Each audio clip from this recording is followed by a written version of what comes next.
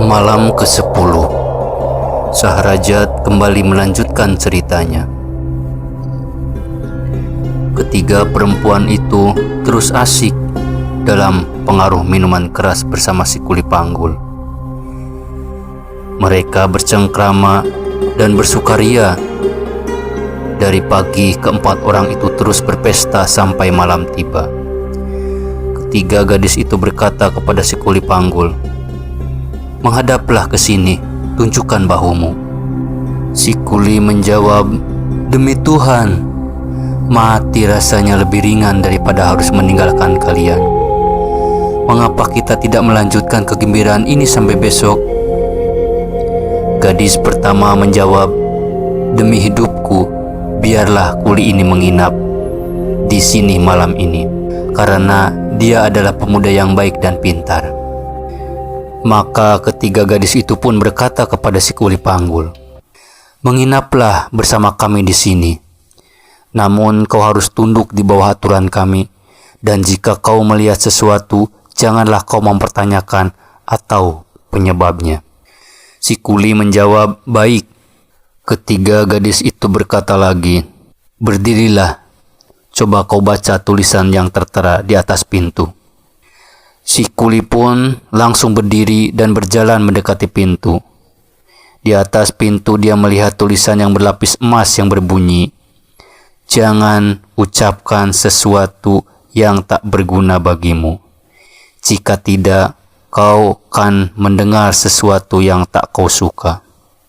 Setelah membaca tulisan itu, si kuli berkata, "Baiklah, aku berjanji pada kalian untuk tidak mengucapkan sesuatu hal yang tidak berguna bagiku." Lalu gadis pertama berdiri dan menghidangkan makanan untuk mereka berempat. Lilin dan kayu bakar telah dinyalakan. Mereka berempat memulai makan malam. Tiba-tiba terdengar pintu diketuk.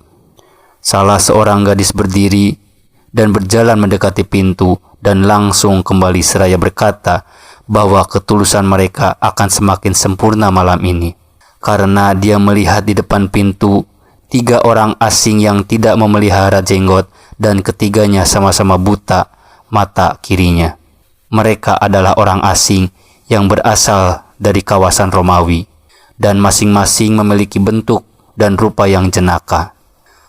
Kepada gadis yang tadi membukakan pintu, kedua orang saudaranya berkata bahwa mereka mengizinkan ketiga orang aneh itu masuk, asalkan mereka bertiga mau mengikuti syarat seperti yang telah disetujui oleh si kuli panggul, yaitu untuk tidak mengucapkan hal-hal yang tidak berguna, karena jika tidak, mereka akan mendengar hal-hal yang mereka suka.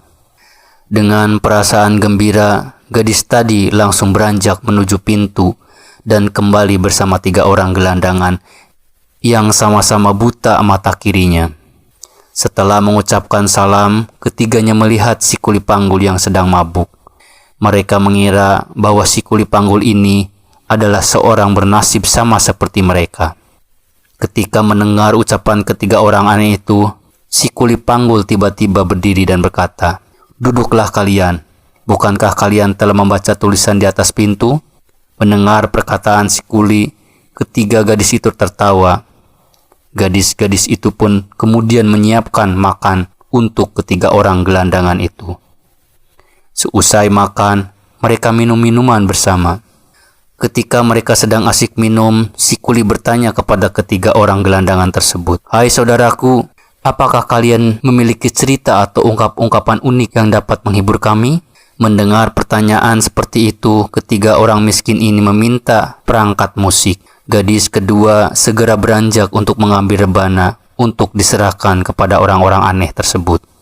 Salah seorang dari ketiga orang gelandangan itu berdiri dan mengambil rebana tadi, sementara yang lain mengambil seruling dan sebuah harpa. Tak lama kemudian, kemeriahan pun terjadi. Seisi rumah itu menikmati lagu-lagu yang dibawakan oleh ketiga orang gelandangan itu. Ketika mereka sedang asik menikmati musik, lagi-lagi terdengar pintu rumah diketuk orang. Gadis kedua langsung bangkit untuk melihat siapa yang mengetuk pintu rumahnya.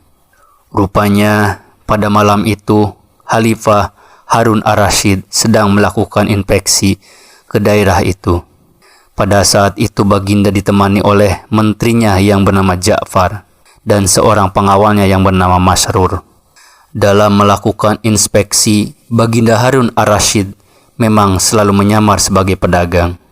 Pada malam itu, ketika mereka sedang berjalan di lorong-lorong kota itu, mereka melewati rumah mewah tempat ketiga gadis cantik itu tinggal. Dari rumah itu mereka mendengar alat musik yang sedang dimainkan. Maka Baginda Khalifah pun berkata kepada Ja'far, "Aku mau kita masuk ke dalam rumah itu untuk melihat siapa penghuni rumah yang berisik ini." Ja'far menjawab, "Baginda, mereka adalah para pemabuk yang sedang minum minuman. Hamba khawatir kalau kita masuk, mereka akan mencelakakan kita." Namun Baginda Khalifah mendesak, "Tidak, kita harus bisa masuk ke dalam rumah ini, bagaimanapun caranya." Ja'far menjawab, "Baik Baginda." Ja'far langsung mendekati rumah yang dimaksud dan mengetuknya. Terbukalah pintu itu dan muncullah seorang gadis cantik. Kepada gadis itu Ja'far berkata, "Wahai Nona, kami adalah pedagang yang berasal dari Tibriyah. Kami berencana akan bermalam di Baghdad selama 10 hari. Kami membawa barang perniagaan dan kami telah memesan tempat di sebuah losmen. Karena kami orang asing, kami tidak tahu di mana letak losmen yang kami sewa. Oleh sebab itu, izinkanlah kami untuk dapat menginap 1 malam di rumah ini dan kami bersedia membayar ongkos menginap." Gadis kedua yang membuka pintu itu lalu melihat ketiga orang di depannya dengan pandangan penuh selidik. Dalam pandangannya, ketiga orang tersebut memang tampak seperti saudagar besar. Si gadis pun masuk bertanya kepada kedua orang saudaranya. Tidak butuh waktu lama bagi ketiganya untuk memutuskan bahwa 3 orang saudagar itu diperbolehkan menginap di rumah mereka. "Masuklah," ujar si gadis kepada saudagar tersebut. Maka masuklah Khalifah Harun ar-Rasyid, Ja'far, dan Masrur ke dalam rumah mewah itu. Ketika para gadis itu melihat tamu istimewa mereka, ketiganya berdiri seraya berkata, "Selamat datang, ahlan wa sahlan, tuan-tuan bertiga boleh menginap di rumah ini, asalkan tuan-tuan bersedia untuk tidak membicarakan hal-hal yang tidak bermanfaat, karena jika tidak, kalian akan dan mau mendengar hal-hal yang tidak kalian senangi. Bersediakah tuan-tuan memenuhi syarat tersebut?" "Baik, kami bersedia," jawab mereka. Ketiganya lalu ikut duduk untuk minum-minum. Ketika melihat 3 orang gelandangan yang semuanya buta mata kirinya, Khalifah terkejut, dan keterkejutan Baginda bertambah ketika menyadari bahwa para gelandangan itu berada di tempat itu bersama 3 orang gadis yang sama.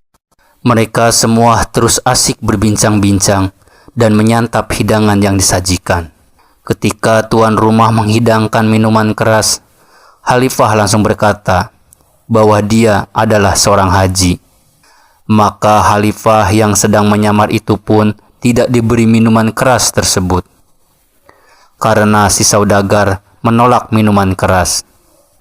Gadis kedua yang tadi membukakan pintu membawa sebuah baki berukir yang di atasnya telah tersedia sebuah cangkir keramik buatan Cina, dan dia pun kemudian menuangkan air ke dalam cangkir tersebut. Si gadis juga memasukkan sebongkah es batu bersama gula yang kemudian diaduknya.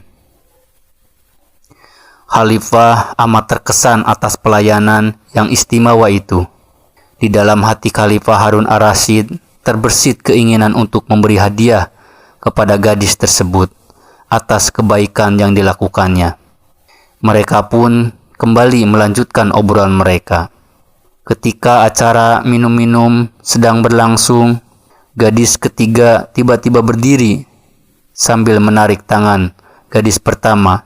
Dia berkata, "Hai saudaraku, ayo kita lunasi hutang kita."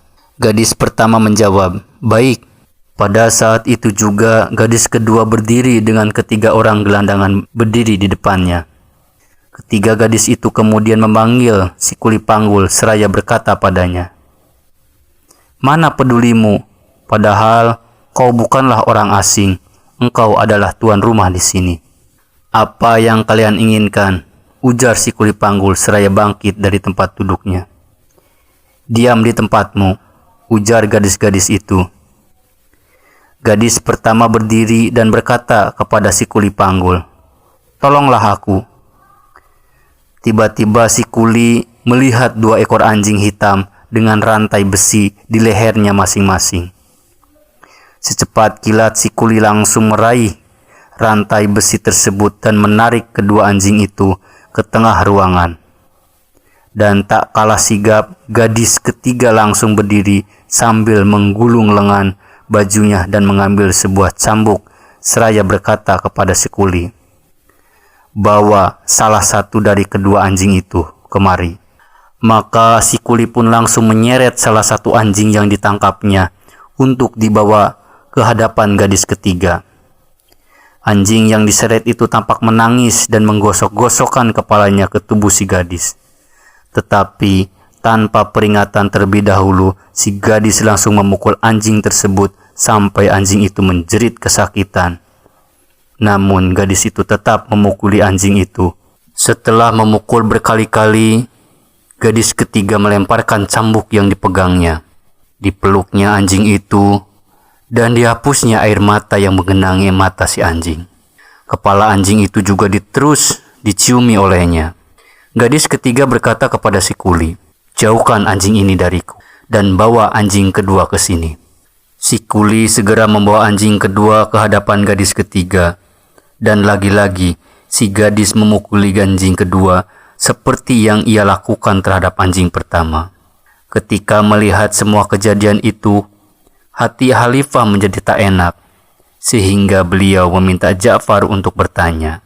Namun Ja'far memberi isyarat kepada Khalifah untuk mengurungkan niatnya.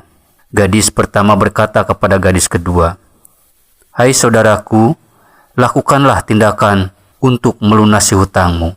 "Baik," jawab si gadis kedua. Setelah mendengar jawaban itu, gadis ketiga langsung naik ke ranjang marmer yang dihiasi emas dan perak.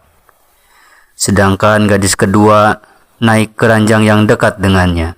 Adapun gadis pertama masuk ke dalam kamar dan keluar sambil membawa sebuah kantong yang terbuat dari kain halus dengan hiasan berwarna hijau. Gadis pertama berdiri di depan gadis ketiga, dan dibukanya kantong ajaib itu dan mengeluarkan sebuah alat musik. Dia pun menyenandungkan bait syair, "Kembalikan kantuk pada bulu mataku yang tercabut. Mereka mengabariku bahwa akalku telah pergi. Aku tahu ketika aku merelakan cinta di tempatnya, bahwa tidur telah murka pada bulu mataku. Mereka bilang, kau telah berjanji padamu dari kalangan terbaik, dan mereka tidak sesatkanmu. Ku bilang, carilah penyebab darinya. Sungguh aku berdalih baginya dari darahku yang tumpah. Aku bilang bahwa aku memikul lelah atas cucurannya. Diberikan di pikiranku matahari gambarannya, yang kebalikannya tumbuh berkobar dalam diriku. Allah telah mencelupkannya dalam air kehidupan, sedangkan sisanya masuk ke kerongkongan menyegarkan. Apa pendapatmu tentang pencinta yang kusebut baginya? Segala keluh, tangis, rasa iba, atau nyanyian, dilihatnya hayalanmu di air yang jernih. Jika ingin minum dan diberikan, dia tetap menolaknya. Seusai mendengar nyanyian itu, si gadis berkata, "Tabibmu adalah Allah." Setelah berkata demikian, dia pun mengoyak pakaian yang dikenakan dan kemudian jatuh pingsan. Ketika tubuhnya tersingkap, Khalifah melihat tanda-tanda bekas pukulan. Khalifah terkejut bukan main. Gadis kedua berdiri dan memercikan air ke wajah saudaranya yang pingsan itu dan memakaikan pakaiannya. Khalifah berkata kepada Ja'far, "Tidakkah kau melihat gadis ini dan bekas pukulannya di tubuhnya? Aku tentu tidak akan tinggal diam atas kejadian ini, dan aku tidak akan pernah bisa tenang sebelum berhasil mengetahui apa yang sebenarnya terjadi atas diri gadis ini, kedua saudaranya, dan kedua anjing ini." Ja'far menjawab, "Wahai pemimpin kami, tetapi bukankah mereka telah menetapkan sebuah syarat untuk kita penuhi, yaitu bahwasanya kita bersedia untuk tidak membicarakan hal-hal yang tidak bermanfaat bagi kita, karena jika kita lakukan, maka kita akan mendengar hal-hal yang tidak kita sukai." Gadis pertama berdiri dan mengambil alat musik yang kemudian disandarkan di dadanya. Gadis itu pun mulai bernyanyi, "Jika kami mengeluhkan napas, apa yang kami katakan? Atau kau kehilangan kami dalam rindu, hendak lari kemana? Atau kami kirim seorang utusan yang menuturkan tentang kami? Apa yang menyebabkan munculnya keluhan pencinta? Atau kami sabar sedikit, karena toh kami tidak abadi. Setelah sedikit kehilangan orang yang dicintai, tak ada apa-apanya, hanya iba lalu sedih." Dengan air mata terus mengalir di pipi, "Wahai yang telah pergi dari pandanganku, dan mereka terus bersemi dalam kolbu. Apakah kalian pegang janji buat yang punya nafsu, yang di sepanjang zaman takkan ada yang mengganti?" Ketika gadis kedua mendengar syair gadis pertama, dia pun merobek pakaiannya dan menjerit seperti yang dilakukan saudaranya. Tiba-tiba tubuhnya terjatuh dan dia pun pingsan. Gadis pertama mendekat untuk memakaikan pakaian pengganti setelah sebelumnya dia memercikan air ke wajah saudaranya itu. Gadis itu kemudian duduk di atas ranjang dan berkata kepada gadis pertama, "Hutangku lunas, dan yang tersisa hanyalah suara ini." Kemudian gadis pertama membetulkan letak alat musik yang digunakannya dan mulai melakukan bait-bait. "Sampai kapan larangan dan kebencian ini berlangsung? Cukuplah segini. Air mataku yang mengalir. Berapa kali kau tinggalkan aku dengan sengaja? Jika tujuanmu adalah dengkiku, maka ia telah sembuh. Bila waktu yang khianat, insaf untuk seorang perindu. Tak ada sehari pun yang isinya celaan. Sungguh bertambah sesalku untuk meraihmu. Kapan kau berjanji? Karena aku tahu kau takkan ingkari. Apakah di jalan cinta ada kerendahan hatiku? Dan orang lain terus anjurkan aku untuk lanjutkan. Sungguh cintamu jadi beban bagiku. Dan esok celaanku atas nafsu pasti bisa kulakukan." Ketika gadis ketiga mendengar lantunan nyanyian itu, dia pun langsung histeris dan jatuh pingsan. Ketika pakaiannya tersingkap, tampak bekas-bekas pukulan seperti yang juga terdapat pada tubuh saudaranya. Melihat hal itu, ketiga gelandang berkata, "Seandainya saja kami tidak pernah masuk ke rumah ini." Khalifah pun bertanya, "Apakah kalian bertiga juga tidak tinggal di rumah ini?" Mereka menjawab, "Tidak, kami sungguh tidak mengerti akan semua ini. Mungkin lelaki yang duduk di samping Anda memahami apa yang sebenarnya yang terjadi." Lelaki yang ditunjuk itu pun berkata, "Demi Allah, aku tidak pernah melihat kejadian seperti yang terjadi kali ini, kecuali malam ini. Aku pun menyesal telah bermalam di rumah ini." Kemudian para lelaki yang berada di rumah itu pun mengatakan, "Kita laki-laki bertujuh, sedangkan mereka bertiga. Perempuan semua tanpa adanya seorang laki-laki. Jadi kita dapat menanyakan apa yang mereka alami. Jika mereka tidak mau menjawab dengan sukarela, kita dapat memaksa mereka untuk menjawab." Para lelaki itu pun menyetujui usulan tersebut. Tetapi rupanya Ja'far memiliki pertimbangan lain. Pendapat seperti itu tidaklah benar. Biarkanlah mereka, karena bagaimanapun kita hanyalah tamu di rumah ini. Jadi kita harus mematuhi syarat yang telah kita sepakati. Toh, malam sebentar lagi akan berlalu dan setiap kita akan melanjutkan kegiatannya masing-masing. Kemudian Ja'far memberi isyarat kepada Khalifah sambil berkata, "Waktu kita di sini hampir habis. Besok pagi silahkan Baginda menghadapkan gadis-gadis itu ke hadapan Baginda untuk menanyakan tentang apa yang mereka alami sebenarnya." Namun Khalifah menolak. Baginda berkata, "Kesabaranku sudah habis. Aku ingin tahu secepatnya apa yang terjadi pada mereka bertiga, karena telah muncul berbagai prasangka atas mereka." Kemudian para lelaki itu pun mulai mencari-cari siapa yang di antara mereka yang pantas untuk mengajukan pertanyaan kepada ketiga gadis ini. Sebagian dari mereka mengusulkan agar si Kuli Panggulah yang akan menanyakan pertanyaannya. Tiba-tiba salah seorang gadis bertanya pada mereka, "Wahai para lelaki, apa yang kalian bicarakan?" Maka berdirilah si Kuli Panggul dan berkata, "Wahai Nona, atas nama Allah, aku meminta engkau untuk memberitahu kami ikhwal 2 ekor anjing dan penyebab mengapa engkau memukuli keduanya untuk kemudian kau peluk dan tangisi kedua anjing tersebut. Kami juga memintamu untuk memberitahu kami tentang alasanmu memukul saudaramu sendiri." Itulah 2 pertanyaan dari kami. Wassalam. Maka gadis ketiga berkata, "Apakah benar bahwa apa yang disampaikan tadi adalah atas kesepakatan kalian semua?" Semua laki-laki itu pun mengiyakan pertanyaan itu, kecuali Ja'far yang hanya diam. Ketika gadis itu mendengar jawaban itu, ia pun berkata, "Demi Allah, kalian benar-benar telah menyakiti hati kami.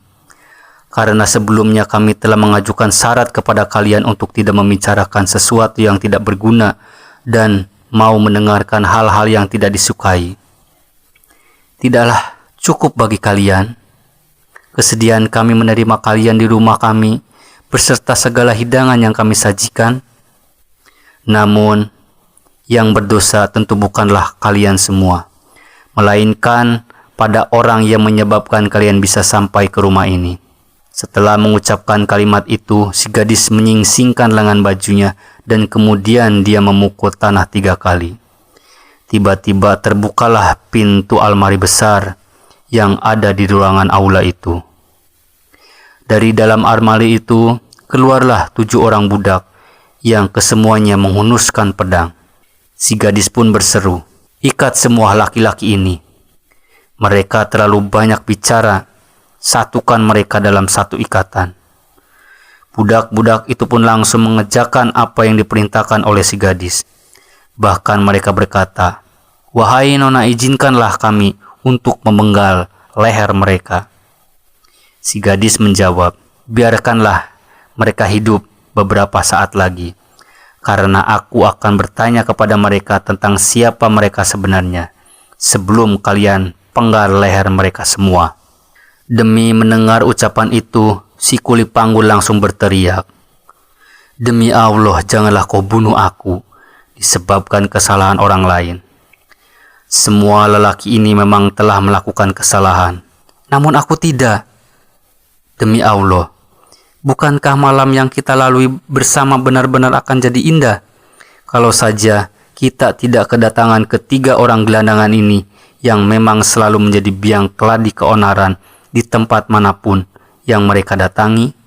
Kemudian si Kuli Panggul itu menyenandungkan sebuah syair, "Duhai indah nian pengampunan dari yang kuasa, apalah ampunan bagi orang-orang yang tak berdaya. Tidakkah cinta antara kita dapat mencegah ini? Jadi jangan bunuh aku yang datang lebih dulu karena perbuatan orang yang datang setelahku." Ketika si Kuli Panggul selesai menyenandungkan syair, tiba-tiba si gadis tertawa terbahak-bahak. Di timur, tampak fajar mulai muncul.